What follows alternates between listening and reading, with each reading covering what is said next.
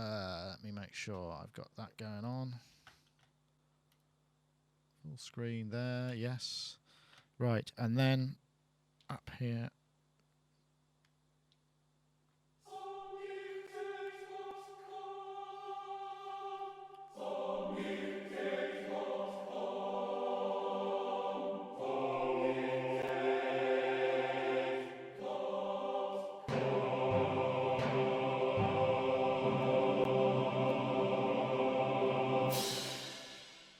Hello everybody, welcome to Sonic Talk number 271 live, recording live today on Wednesday the 13th of June. In fact, you'll be able to see this in all good podcasting depots, iTunes and beyond. So I think we put it on SoundCloud as well, and the video should go on YouTube. So if you're watching live or you haven't been able to watch live and you're watching the video, that's because I put it on YouTube. That doesn't make any sense, does it? Anyway, welcome everybody. It's good to have you aboard. We've got a big bumper crop of guests today. If we see there, look, we've got all those participants. And I think I'm going to start off with Mr. Gaz Williams, because Gaz has actually been out of the loop for quite some time, and now he's back from Paris, Gay Paris. How was spring in Paris then, Gaz? It was mostly really wet. Just like here then. Yeah, but that was great because we were indoors most of the time. So I was actually quite pleased about that. But we finished. We did our last show. I think last Thursday it was. I hung on in France for a few more days and got back on Monday. So just readjusting to civilian life at the moment. Yeah. So now you have to do your laundry and stuff, eh? But cook your food. It was a great show, and it was a really big thing in France, and it's a little bit frustrating in a way, because back in the UK, maybe some people have heard of it. It's like having a hit in. It's like, yeah, I'm big in Belgium. I mean, look, they give us a press pack, which this is all of the press. Well, they reckon this is about half of it or something, but it's about 100 pages of quotes from the press, and it was a real big deal over there. Excellent. So that was. Oh, well, I'm glad. So just to clarify, Gaz has been working on, I think it's fair to say it's a rock opera in the true sense of the word. Not two words you hear put together very often. And you shot that brilliant sort of behind the scenes thing, but so that's all finished now. Is there going to be any extension to that, or is that it? We've heard rumours of all sorts of places, including Japan, Russia, Brazil. China.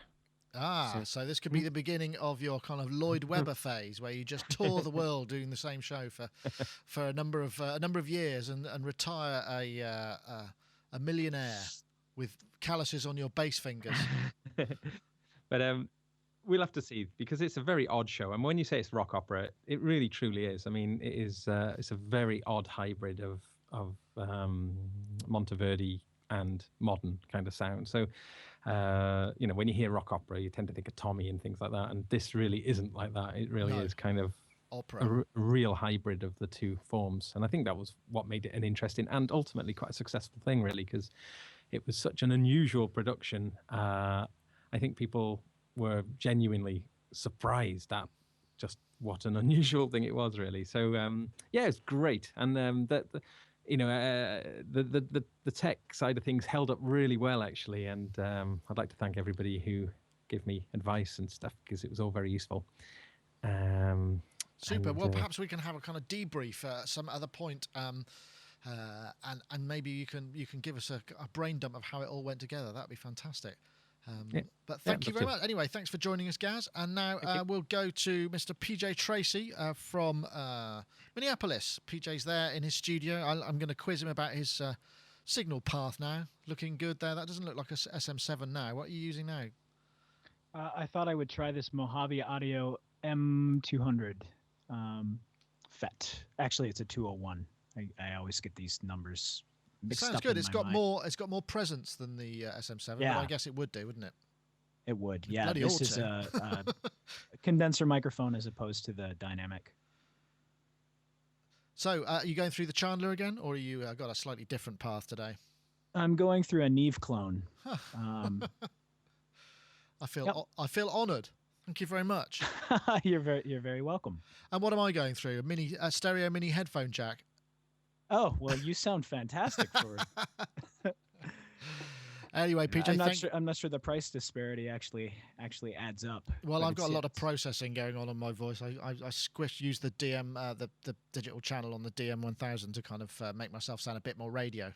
It does a very good job. It doesn't do a bad job. In fact, I just finished the O1V96 review. That was up this week, and you were right about those mic amps. That the new Yamaha mic amps, they do sound really good. I had a ribbon mic going, and it was 60 dB of gain, plus another 10 dB on a compression setting I had, and there was just no noise. It was pretty remarkable, really quiet. Yeah, they're really pretty good. Yeah, they seem to be. Right, and we'll also say hello to Mr. Richard Hilton there. Rich Hilton in Connecticut. I wasn't sure whether you were going to be here this week, Rich, because you're so jet-setting around the world at the moment, but I'm glad you are. So how are you, Rich? I'm good, thank you. Thank you. I've been having a lot of fun. Excellent. So have you been away and back since we last spoke? Or I've been away and back. I was in Manchester and I was in Loch Ness. Ah, the Loch Ness Monster Fudge. Did you pick some up? No, but I did get this T-shirt. Loch Ness. That is a T-shirt worth having. And then we had a nice 21-hour commute home from Loch Ness to here, and then we'll be going back to London this weekend and playing the Lovebox Festival in Victoria Park in East London. Ah, so how was lockdown? Was it raining? Because it's been raining down south almost. Manchester was rainy, and those poor people were standing at least ankle deep in mud. Oh, that's what you expect in UK festival weather. I mean, we wouldn't have it any other way. It just wouldn't be the same. It's character building, they say. Anyway, Rich, thank you very much for joining us as well. And we'll go to Mark Tinley there, who's been patiently waiting. Mark has come back upstairs from the basement this time, so we now have you back in your usual habitat. How are you, Mark? I'm very well, thank you. I'm just waiting for you. There we are. There you are. Now I can switch to you. I'm very well. And I must talk about my signal path, which is, of course, a Skype phone. Yes. Freecom, I think it is, isn't it? I'm curious about that microphone you've got there, PJ, because it looks exactly the same as a PV M2 Pro, which is interesting. So I wonder if it is the same or not. But I would guess that it probably is not, given that this microphone was designed by David Royer, and I do not believe he has worked for PV. Oh, okay. But it might be a similar sized diaphragm and all those kind of things. Anyway, Mark, thank you very much for joining us. Did I see that you'd something tweeted that you'd installed something? What was it? Lexicon native. I did. Bundle. I installed the native everything that is Lexicon, I think. And the flagship product. I put the whole thing on and quite impressed with it. I am too, actually. I was thinking that's a really good idea for a software installer. It just says, would you like me to tweet the fact that I've just installed myself on your system, or did you have to do it manually? Yeah, that would be brilliant, wouldn't it? Would make sense, wouldn't it? You know the topic we had a couple of weeks ago where you had a link to some Bluetooth wireless stereo headphones? I bought some of those from America, and I'm very, very impressed. Oh, right. And well, mainly because the price point is absolutely ridiculous. They're like about $20, but they integrate so beautifully with the iPhone that I can sort of drive in the car with them and press buttons and answer phone calls and listen to audiobooks and everything else. A bit glossy, maybe. What's the latency like? I don't know. I haven't noticed any particularly. I mean, I suppose if you plugged like an instrument, if you powered up an instrument. I haven't tried that. And then I'm not going to play. I'm not going to play soft synths on my iPhone when I'm driving. Just put guitar as an input. Regular headphones, yeah. But just on the dashboard. Try that, actually, it's probably worth trying it just to sort of know. I mean, they're a bit glossy. They sort of, but they're quite nice for an old man because I'm losing all of that high end anyway. So it sort of fills it in for me. Excellent. Well, it's a top tip. And finally, we'll go to Mr. Dave Spiers, who's dressed up. You're wearing a shirt, no tie. You decided to take the tie off, did you, there this week, Dave? Yes. It's just like I've been to court. Oh, really? No. What'd you get? just a what do they call those things? An ASBO. Yeah, I've already got a couple of those. Like a badge of honour round our way.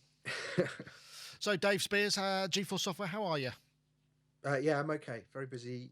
And yes, my signal path is a Samsung microphone. Yep, that's right. And it works. It works fine. It's got a little room to it, but you know, it works fine. I did a couple of interviews on one of those. So anyway, I'm trying to think. Where do we start? I suppose this one would be a good start. Now let's see if I can get it to work. This is a little bit complicated, right? So I've got to. No, that's not that. I've got to switch to there, and then I've probably got to switch that on, and then we can. There we are. This is a like a virtual mod. You might be thinking that this is in fact in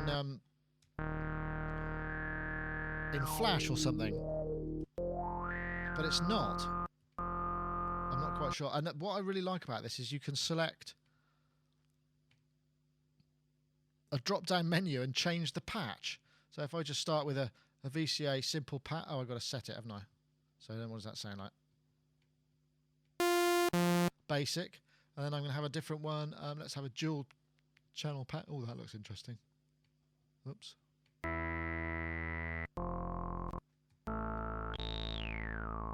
And this thing is actually made, believe it or not, in HTML5 and JavaScript by a Japanese chap called G200K. And it's starting to kind of, I mean, this is really starting to kind of get a bit interesting. I mean, obviously it makes, as I think I spotted this on Synthtopia, and he says, obviously these things tend to make your computer feel like it's 10 years older than it actually is because it runs a bit clunkily and slowly. But I mean, this is pretty impressive in terms of programming. I mean, that looks, you know, based on the sort of System 100 sort of style. Dave, you're probably going to tell me you've got one of those. Does it sound anything like your System 100, or is it, did you manage to get anything exciting out of it, or have you not had a chance? No, and no. I haven't got System 100. I wish I did have. 100M, sorry, that was terrible. Yeah, no, I'd like that 700, but I don't know where to put it. Yeah, no, it was interesting. I mean, you know, latency was about a week here, so I only got to play about 3 notes. But you're still waiting for the 4th one to arrive. Yeah, and I like the little, you know, kind of put the notes in. In fact, I played that non-stop for about an hour and drove everyone in this place absolutely mental. Oh, what, this one? Putting the notes in the bottom? Yeah. I'll just show that. If you go here, I think I can switch there. You can type stuff in. It's a bit like you can type stuff in and then press play. Yeah. Unfortunately, they've gone for that tune. Oh no! Stop it! Oh my God! I've just got to stop. Sorry about that. I really do. Obviously, this isn't going to be used for anything creative anytime soon, but it's sort of getting there, isn't it? I mean, this seems like the most advanced thing outside of a Flash program ever. Yeah. I guess. Gaz, you haven't been here for a while. What do you think of that? Do you get a chance to check it out? I mean, you're the king of the iPad, of course. I mean, it's nothing compared to that, but it's starting to catch up, perhaps. Yeah, I mean, I've only had a very, very brief go on it. In fact, I tried to load it on my iPad earlier, but I thought it was a Flash thing. I didn't read about it properly, but and consequently didn't use it. But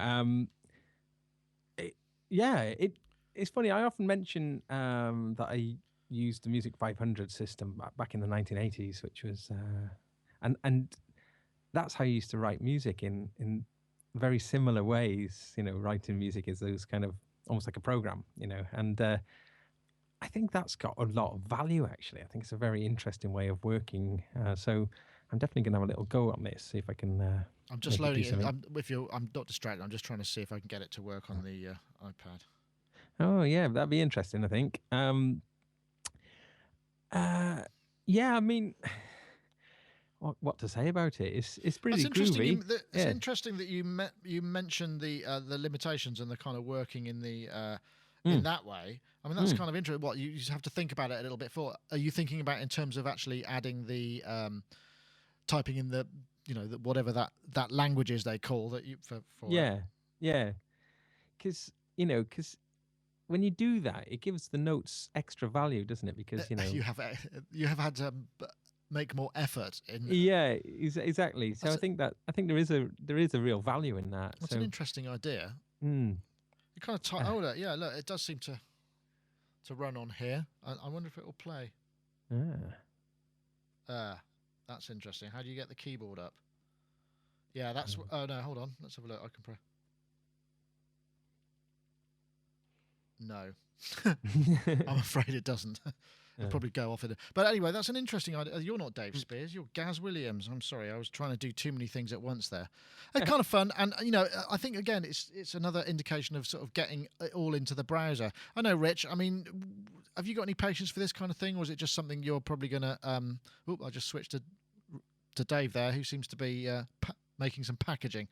Have you got any patience for this kind of thing, or is this call me when it's done kind of scenario? I couldn't stop. I fell in love with this thing. I think it's fantastic, and I couldn't stop using it. And I spent at least 15 to 20 minutes with it. I was just engrossed in patching things and doing control behavior, and I love it. It would be a very quick way of getting a bit of educational synthesis done in schools, at least. It actually sounds pretty good. Yeah, not too bad.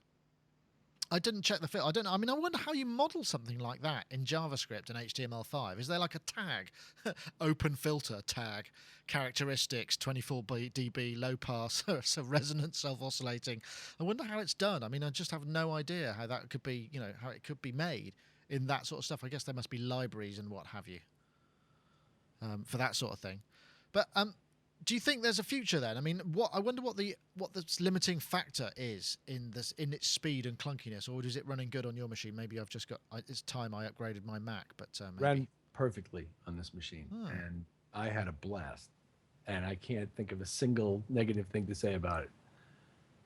Oh, I'm glad to hear that. Sounded good, and it was fun, and everything I patched worked and did what I expected it to do. That's brilliant, isn't it? I mean. Howie says in the chat room, limiting factor is latency here. I'm guessing, I mean, in terms of real time, you can't really play, high-speed runs. But I guess if you can, what would be really good is if it could record your keystrokes. Yeah, I couldn't get MIDI to it. Yeah, I don't know whether that's possible, whether that's at all possible, to be honest. I don't know whether that's... I mean, playing it from the QWERTY keyboard is only, so satisfying. But as far as the programming of it goes... Given that you're operating it from a mouse or a trackball, it was fun. I enjoyed it. Good. Well, we'll keep an eye on that. If you go to g200kg.com, you'll be able to find your way to that. Lots of fun there. But PJ, what did you make of it? Was it something that you can use? Unfortunately, I didn't get a chance to play around with it. I had a look at it, but didn't really get a chance to mess around with it much. But I always marvel at the ingenuity of people when a new platform comes out, like HTML5 is relatively new, and that somebody's able to push the boundaries and create something like this. I thought over Skype it sounded pretty good, not bad anyway. Yeah, and, it's not quite the same standard as the old mini brute here, but yeah, it's okay. Well, you'd hope not. You would hope not. I've got a JavaScript synth or a hardware synth. Yes, actually, the synth engine in this hardware synth is underlying JavaScript. That would be a kind of bizarre way of looking at things. Maybe someday. Yeah, maybe someday. Quite. Right then. So let's have a look at this is something else this is something that you sent, Rich, and I think this is this is a kind of different league. Let's see if I can get it to run. There we go.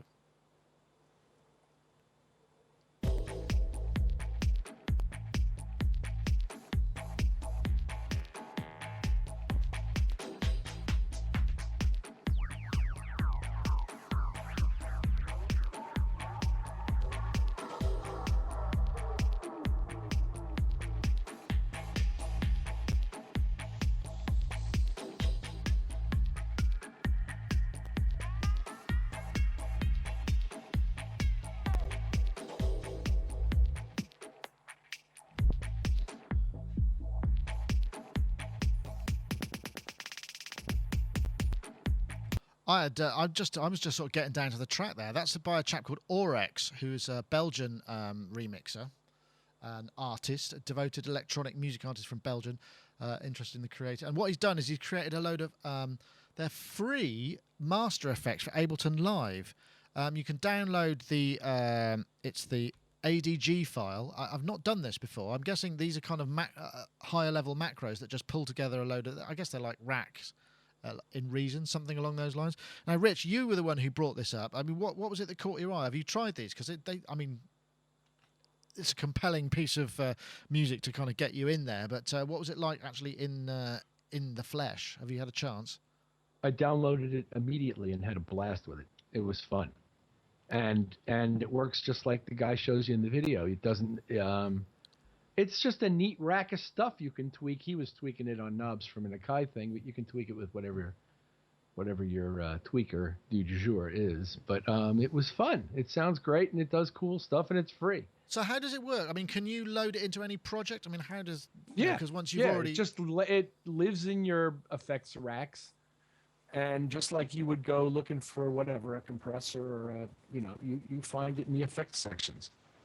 Right, okay, and then And the cool thing about the way Ableton Live works is, generally speaking, to install something, you basically drag it from a Finder window or from the desktop into the Ableton Live window, and it just sort of imports it and puts it in the right place. Right. Yeah, there's a good selection here. I didn't get a chance to try all of them, but I mean, it's also got cool Ableton skins and what have you. And it's kind of, it's free, but you can, if you're feeling generous, you can donate. I think I can't quite get to the donate button here because it's just below the but there is a donate button just sort of below where my head is on the screen there, so you can donate for it. Mark, you said you've just been updating plugins and what have you. Are you a user of Live? Did you get a chance to try this out? I don't really use Live at all, so I haven't had a chance to check it out. I did watch the video. It looked very interesting.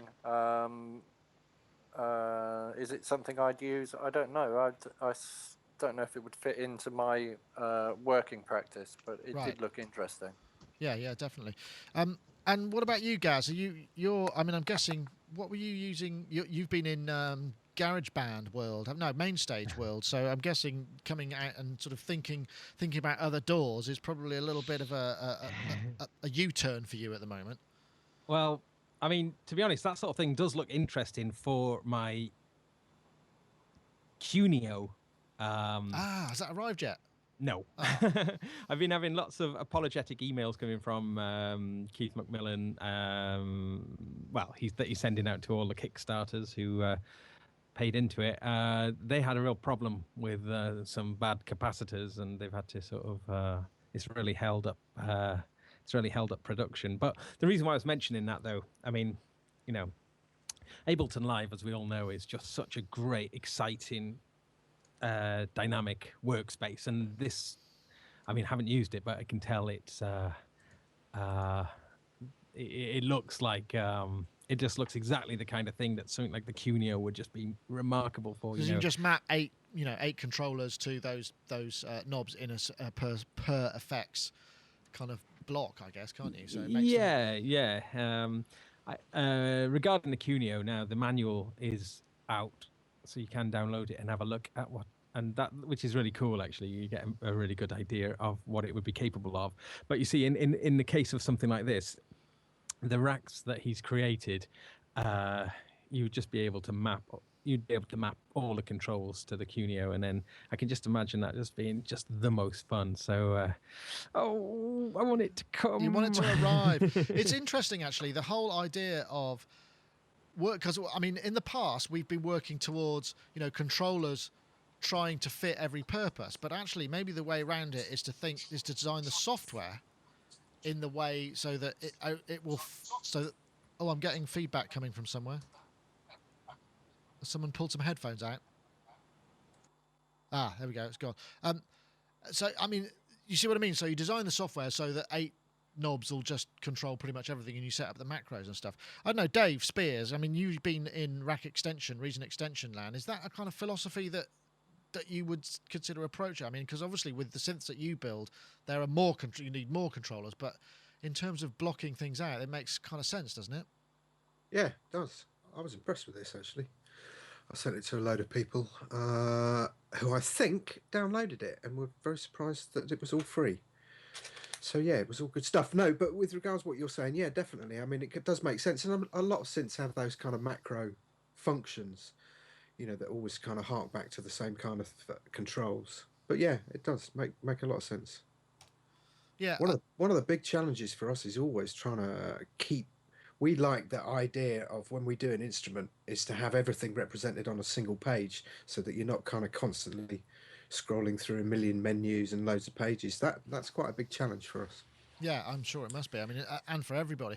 And this way, this sort of goes the other way around, because I mean, all those macros are just set up for a particular set of effects. So in effect, you're designing the screen for the purpose that it's useful for at that moment in time, but it could be pretty much anything.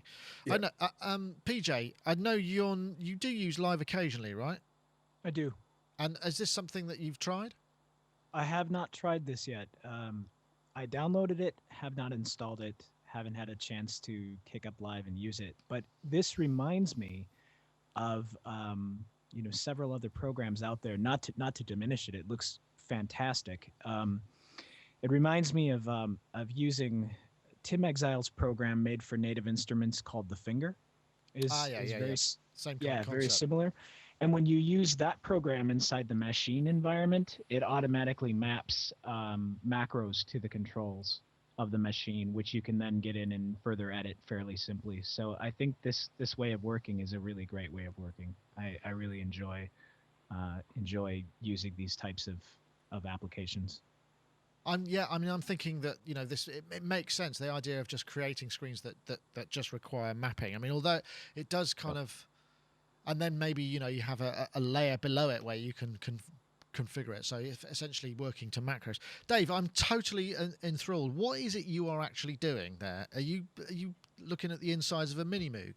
I'm putting the Mini Moog back together. Yeah, sorry, I'm on mute when I'm doing. That's all right. No, so I was just looking at it. I was going, disturbed. what is it? I'm really fascinated now. I've been talking to a guy who is going to, because ours is a real first generation oscillator board, and it's the scaling across the keys is a bit of a nightmare. And I've been talking to this guy who seems to have an answer for all of that. So we still get the kind of first generation oscillator board fatness, but he can sort a few things out. And actually what he's talking about is quite simple. So I'm sending in pictures of the back end of mine, and as they You're said, sending in pictures of the arse of your Mini Moog. Yeah, basically. That sounds like something you could be arrested for in a parallel universe. I was going to quote the Rack Extensions video, flip it round to the backside, because that's where the magic happens. So yes, I'll mute and carry on, but I am listening. No, that's cool. It wasn't a criticism. I was just fascinated. What is it that? Interesting. In the chat room, actually, Mechanic just said that. Let me have a look. That it's kind of like what Core used to do. This kind of whole idea of macro stuff, and that is interesting. I mean, maybe what we're actually I'm proving to myself that it was way ahead of its time, and actually that's going to be much easier to work in that kind of macro way rather than anything else. And in Machine is a very similar environment to Core, as far as I understand it. So yeah, Native Instruments carries the torch for that way of working, and it's excellent. It's an excellent way of working. I wonder if Nick, finally a recommendation on the show title: flip it round to the backside. I'm not sure if that went through the last time, but it might well do. Thank you for that. I think I might take it on board. The only other thing I was going to suggest is, no, it's gone. It's completely gone. Sorry about that. No, that's all right. It's not. It's my it's my senility that's a problem, not your distraction there. Right. I did want to say thank you to our sponsors, because we're about that time, and here we have the wonderful Yamaha 01V96i, which I've been doing an ad for quite some time now, having not actually had one in the place, but I have now had the opportunity to review it. In fact, the review went up last week, and all the claims it makes are actually pretty substantial. Not usually one of those things where you see all the marketing bullet points and you go, yeah, whatever. But actually, I can honestly say that it really is quite a pretty good mixing desk. And it's got 40 mixing channels, a full suite of VCM DSP effects, high-resolution reverb, 4 effects simultaneously, high-quality studio head amps, which, as I mentioned earlier, I can heartily recommend, 16 analog and 8 digital inputs, ADAT I/O, 24-bit 96K, and in fact, you can get 24-bit 96K over 16 streams of USB in and out via the USB audio interface, and it's got DAW support and MIDI remote support, all that kind of stuff. And comparatively, one thing I did find out is that in the US, you're getting it at about $2,500. In the UK, we're getting it about £2,500. So if you're in the US, I really think you're getting an absolute bargain. You can get it cheaper on the streets, obviously, but if you want to try one out, I can thoroughly recommend it. I know, Gaz, you were interested in it when it was here and didn't get a chance to actually verify it. Maybe if you're coming over sometime in the not too distant future, I can take you running through it, or you can check the video out. But please do try it, the O1V96i. It really is a hell of a lot of desk in a compact footprint, and it's got an enormous number of I/O and just DSP. Does a whole lot of stuff. So if you're in the UK, try a Pulse store. They should have one in stock, and you can plug a mic into it and check it out. Maybe take some USB audio, recorded audio away with you and listen to it in the privacy of your own studio. Also, in the US, any of the major dealers, you should be able to get your hands on one and try one out. But once again, the O1V96i, thoroughly recommended from us, certainly from me, that you try one out if you're looking for a kind of new desk and you want something to be the center of your studio. Right. So what's next? We did Aurex, web-based monitor. Let's have a look. I'm not sure.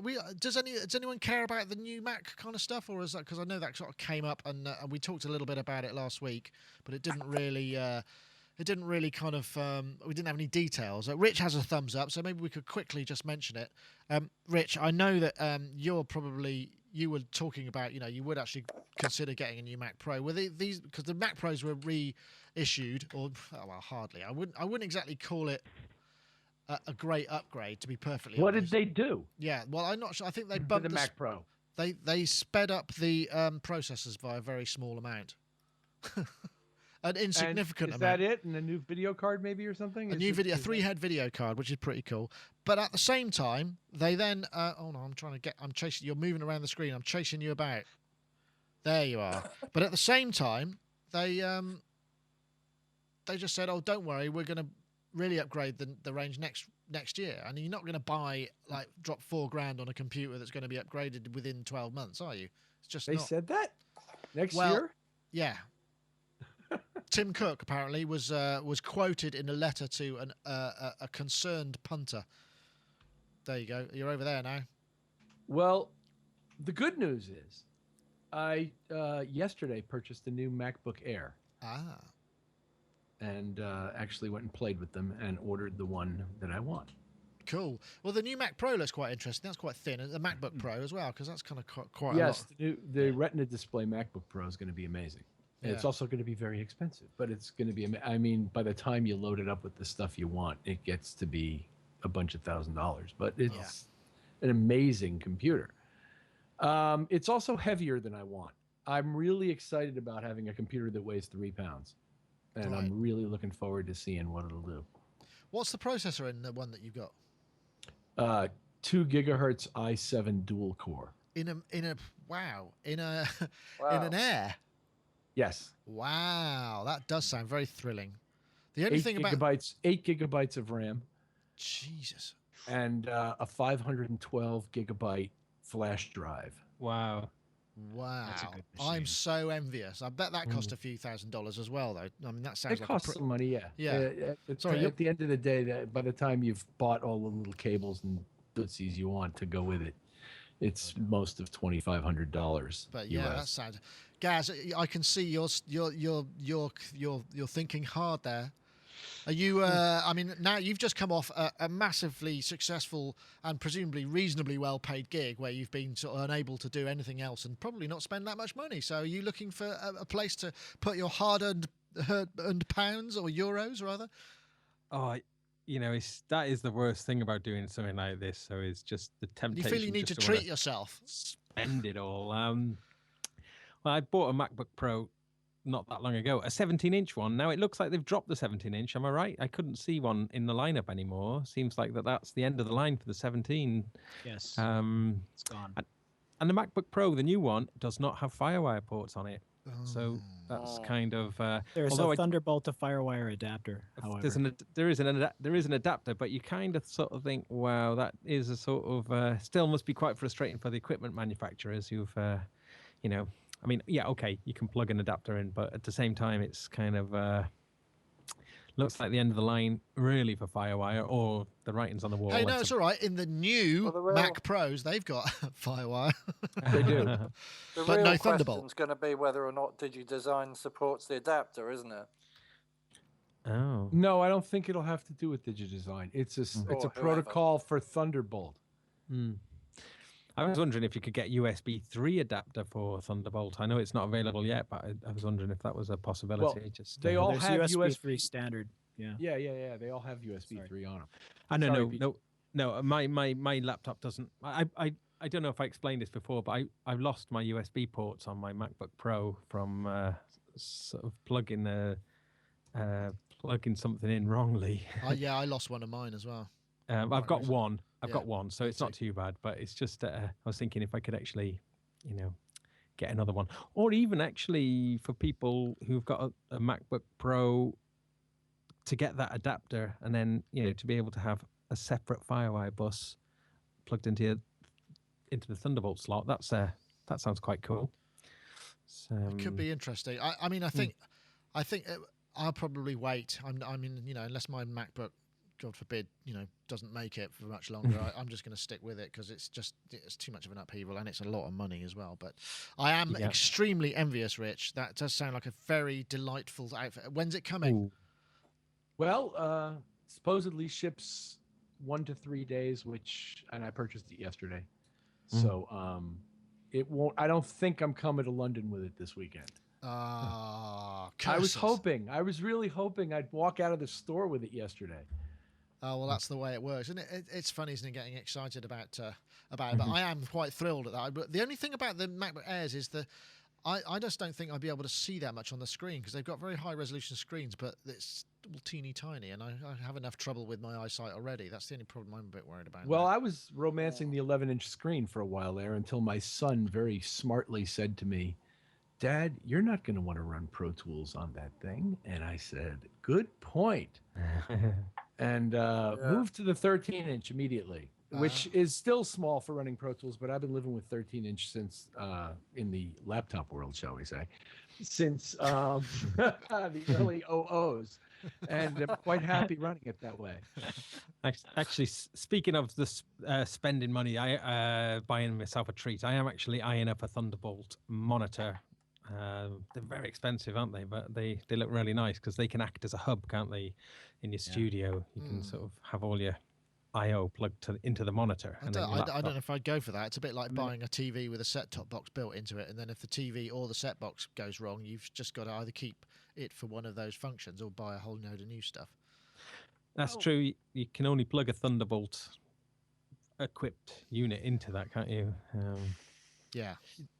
Is that the one with the touch screen though, with which you can kind of do the touch on the screen and you know what I mean? No, I don't think it is. No, I don't think so. Oh, so Apple have a basically, Thunderbolt monitor with a touch screen, so it's like a multi-touch, like using an iPhone, except you just touch the screen. Ooh, I'd like that.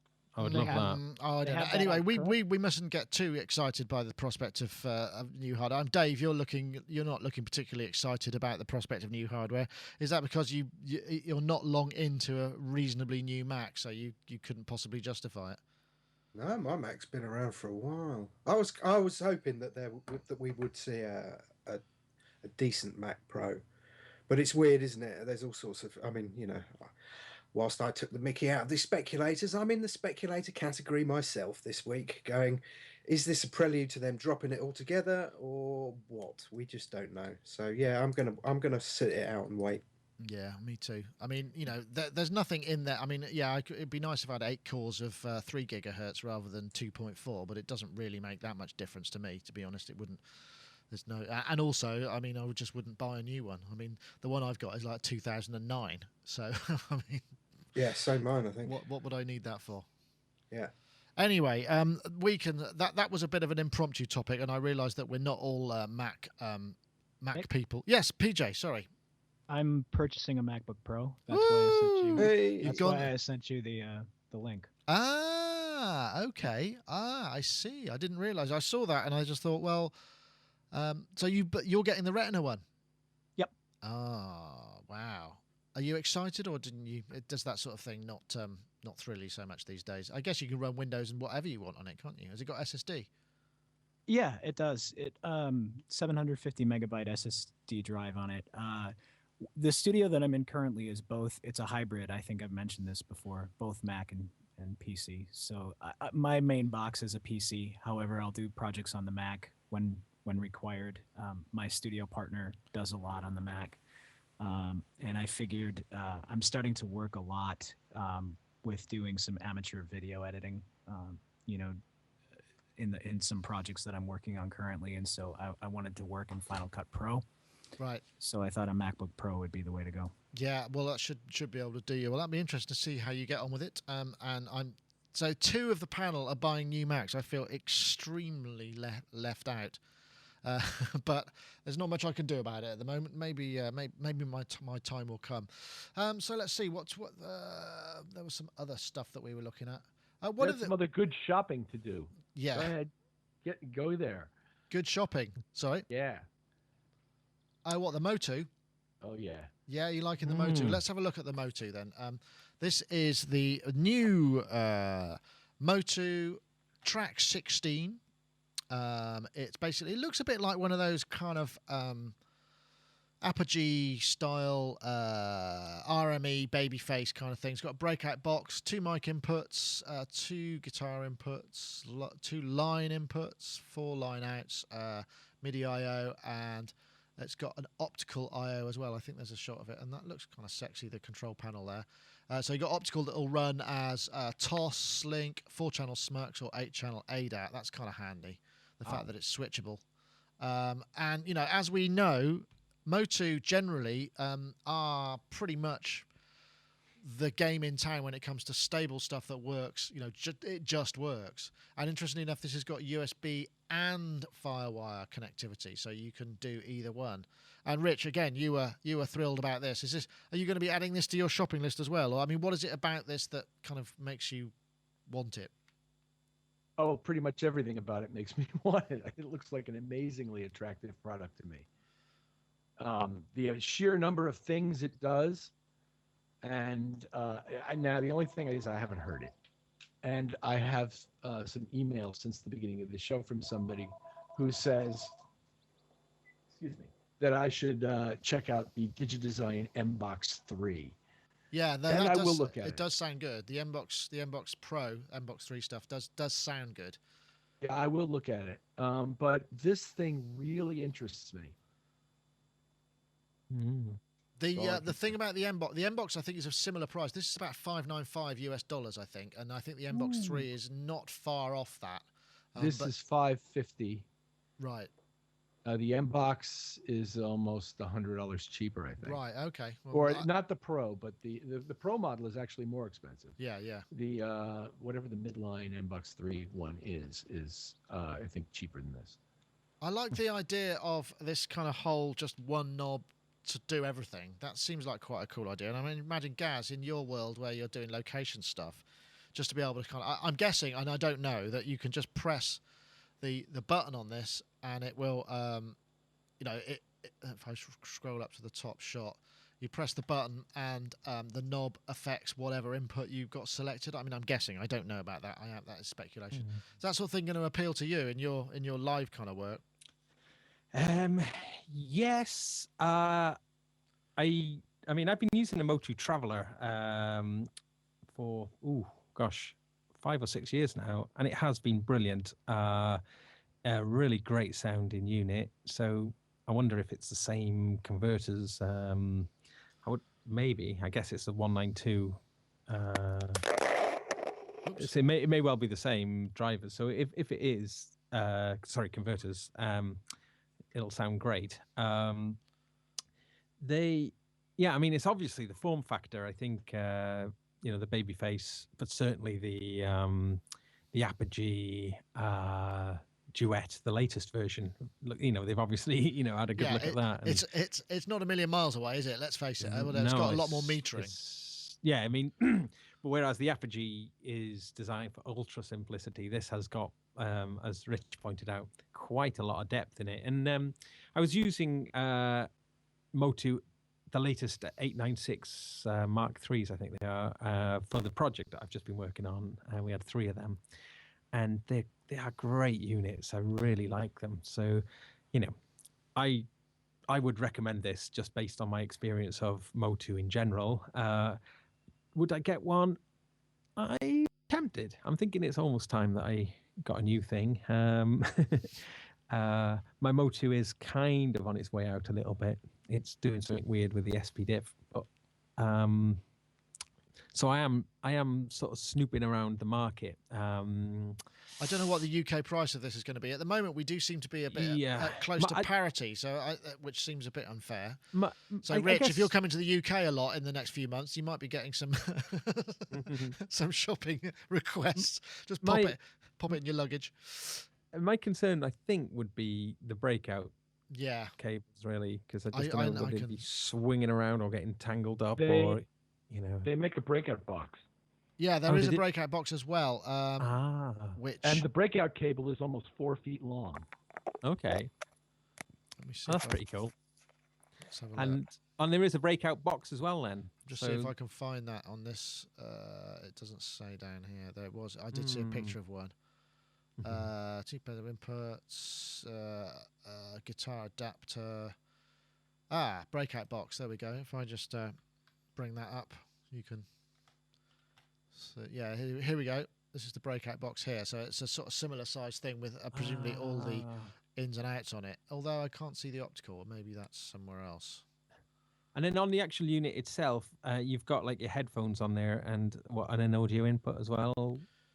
The opticals on the unit. I saw that. Yeah, there's optical on the unit. That's true.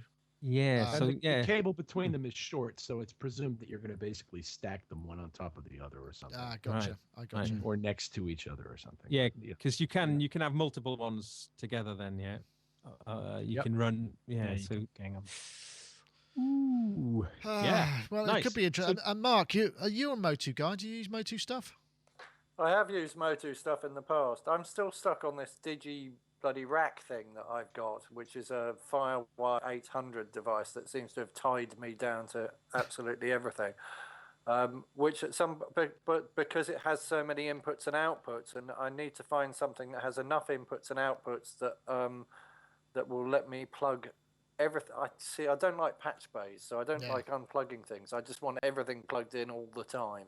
So I need to find something with enough inputs and outputs that will let me patch through the things I want to patch through without having to unplug stuff. So well, you could always get hold of. I mean, what I use here is it's a cheap thing, but it's the Behringer 88,000, which is just 8 channels of in and out. So you got mic pre's and it's okay for line inputs and stuff, but there's equivalent stuff. It's only about £100.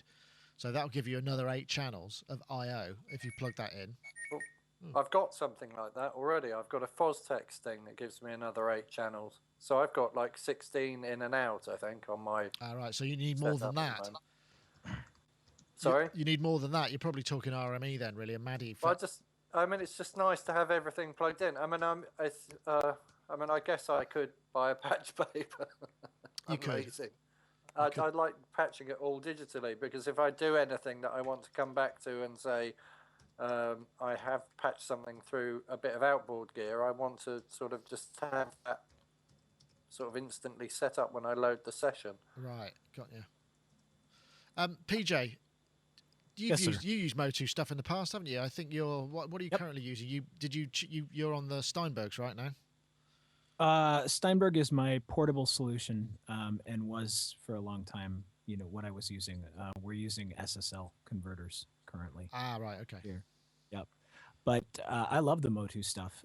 I've owned several of their boxes. Not anything recently, and not any of their portable boxes. But I did set up a home studio for a colleague of mine, and recommended that he use one of the MOTU portable boxes, and he loves it. So I think they're rock solid. They're relatively easy to use and get into if you're new to pro audio. If you're an old hat and have never tried them, give them a shot if you're in the market, because I think they're overall the best lineup for the portable devices going out there right now. It's interesting, isn't it, that whole breakout box thing, because actually they've also made it so that you don't, in fact, need to have the breakout cable. So you've just leave your breakout cable plugged into all your stuff, and you've still got your headphones and a mic, not mic in, but like a guitar and a line input straight in there, and then that's kind of That's a great clever idea. business, and then all this other business as well if you need it. So that's they've obviously thought about it quite carefully and come up with something that's going to work in a variety of different situations, which I think is pretty commendable. I mean, there's some smart people there, and I'm waiting for them to come out with some video interfaces that I can use, because I just like to use some MOTU stuff. I haven't got any MOTU stuff here at all, actually. I did used to, although I have equipped a couple of places with it. I know, Dave, you're an RME guy, aren't you? But have you got a baby face, or is yours something else? No, funnily enough, I've got the five face 800, and I was looking at the baby face. In fact, I was looking at the pink version, which is the lady face. Which I thought that should be the baby's arse, surely, not the baby's face. It did make me laugh when I. Is there really a pink one? Yes, and it is called the lady face. That's quite. Which funny. is a bit like a sort of lady shave, isn't it? Anyway, I don't want to go there. No, just let's take not it go easy. there. But I have to say that this looks kind of sexier. Not than a lady shave, than a lady face. Only, only if the they MOTU didn't. thing looks good.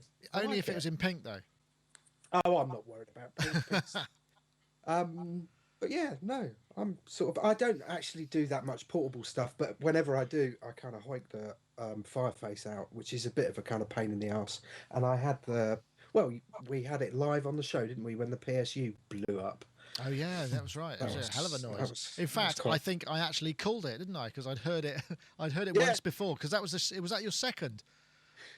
Yes. I think I heard the first one, so that's why I got the second one. Absolutely brilliant. But no, I love it. I'm kind of so used to this as an interface but I do like the MOTU stuff. I nearly bought. Was it the Traveller?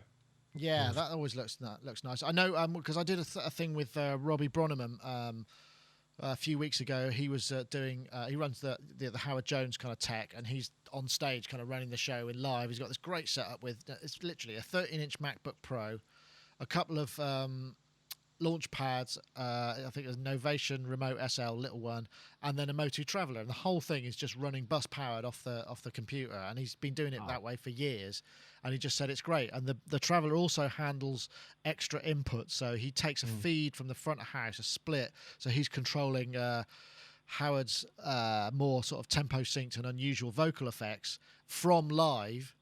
It's just it's pretty impressive, actually, and that was kind of the heart of it. And again, I think I've forgotten the name of the drummer. He was using a MOTU Traveller as well, and loads and loads of people I've seen use MOTU Travellers just from a live point of view, just in terms of here's my keyboards and stuff, and that's it. It makes perfect sense. Yeah, great units. Right. Hey, Nick, can I just say that the baby on the box for the baby face is really creepy. No. That would put me off buying one of those. Just the baby on the box. Maybe they should have put the baby's bottom on the box instead after all. Oh, and then PJ would have bought. Absolutely. Put the baby's bottom on the box. Yeah. Right. Okay, sorry, everything's going a bit slow for me here, so I apologise for the dodgy switching. So I'll just bring my face up here instead, which is luckily my face and not the other end of me. Let's have a look.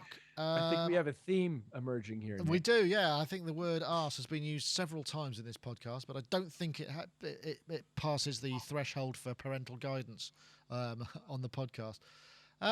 Yeah, you're allowed to say that before the watershed, aren't you?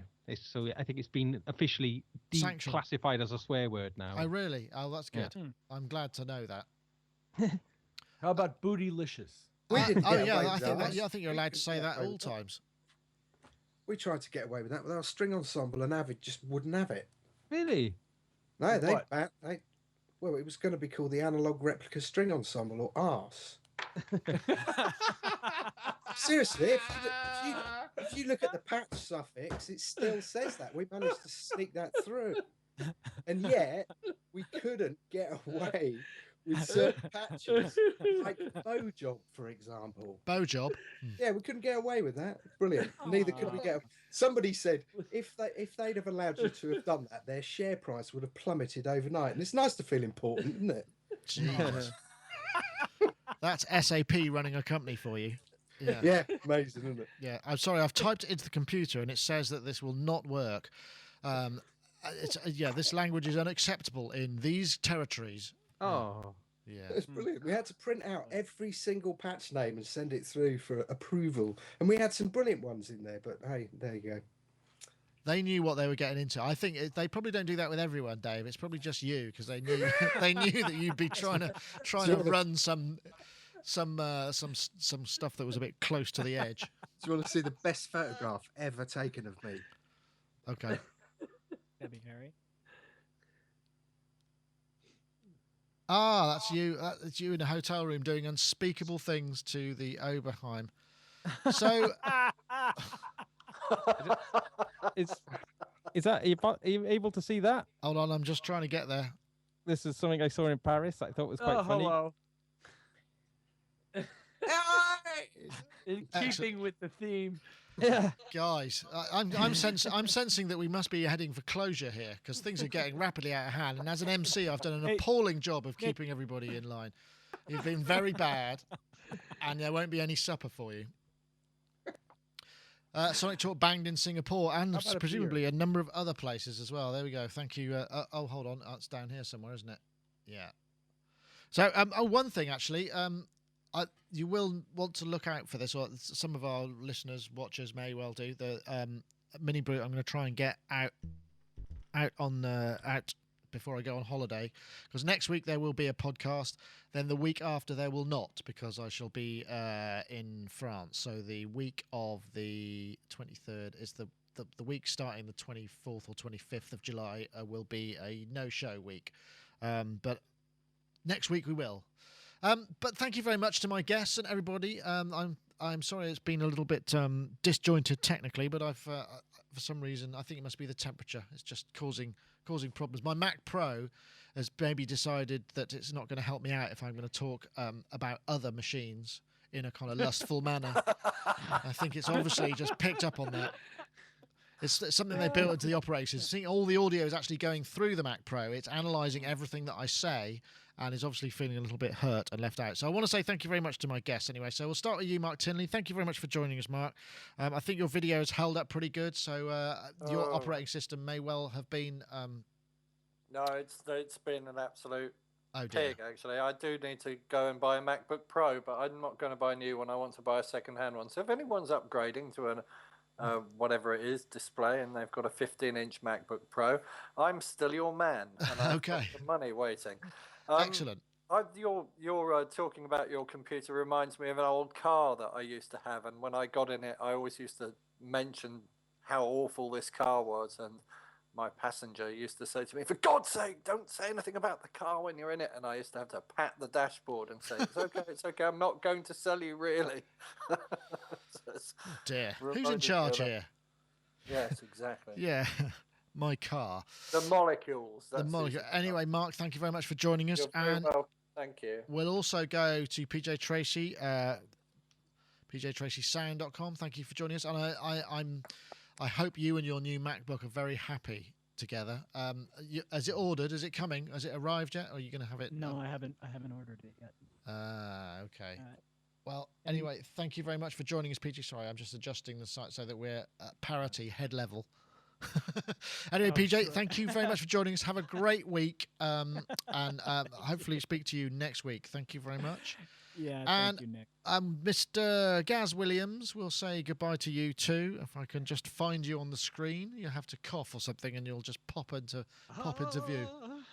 Ah, there he is. Gaz, thank you very much for joining us. I appreciate you coming straight into the fray. You're just back from your long stint. You going to get a holiday, or are you going to straight back to work? I'm in a bit of a don't know what to do next kind of thing, because we're not sure if we're going to be needed for more of these shows, and so yeah, I guess looking for a gig at the moment. Right.